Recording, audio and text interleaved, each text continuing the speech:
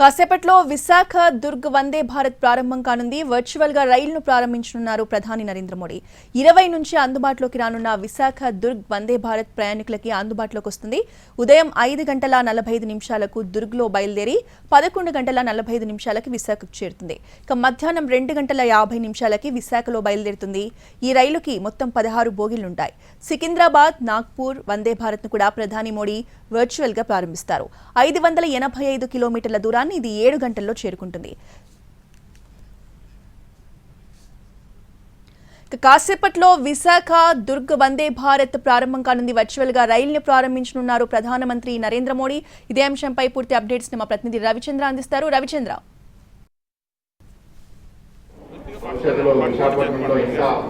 విశాఖ నుంచి దుర్గ్ వరకు అంటే బిలాస్పూర్కు కనెక్టివిటీని విస్తృతం చేసే క్రమంలో మరో కొత్త రైలు ప్రారంభం కాబోతుంది. ప్రస్తుతం ఇది వందే భారత్ ఎక్స్ప్రెస్ విశాఖ నుంచి రాయగడ మీదుగా ఛత్తీస్గఢ్ రాష్ట్రానికి వెళ్ళబోతుంది. దీనికి సంబంధించి మరికొద్దిసేపట్లోనే ఇక్కడ నుంచి ఫ్లాగప్ చేయబోతున్నారు.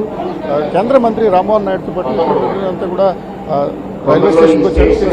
వందే భారత్ 4వ ట్రైన్ గా విశాఖపట్నం నుంచి ప్రారంభిస్తుంది. సికింద్రాబాద్కు 2 అలాగే వందే భారత్ ఎక్స్ప్రెస్ నడుస్తుండగా ఇది వందే భారత్ రోజు కూడా ఉదయం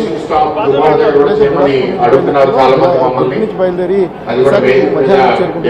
మధ్యాహ్నం ఇక్కడ బయలుదేరి రాత్రికి ఓవరాల్ గా వారానికి 5 రోజుల పాటు వందే భారత్ ఎక్స్ప్రెస్ రాకపోకలు ఈ విధంగా విశాఖ జంక్షన్ మధ్య ఉత్తర భారతాన్ని కనెక్ట్ చేయడానికి కీలకమైన రైల్వే వర్గాలు చెప్తున్నాయి.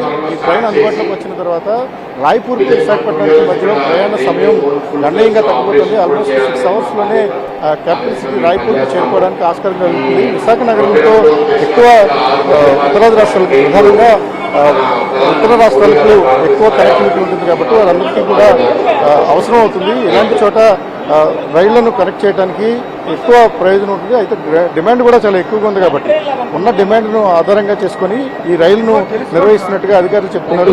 ఈ రైలు 20వ తారీఖు నుంచి మన ప్రయాణాన్ని ప్రారంభించుకుంటుంది. ప్రస్తుతానికి ఇనాగ్రేషన్ కోసం తీసుకొచ్చి పెట్టారు. ఇది రాయగడ వరకు వెళ్తుంది.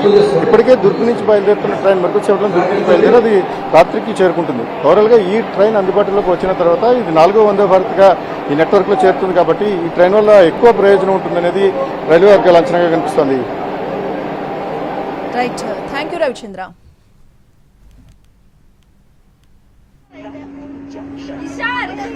ఎక్స్ప్రెస్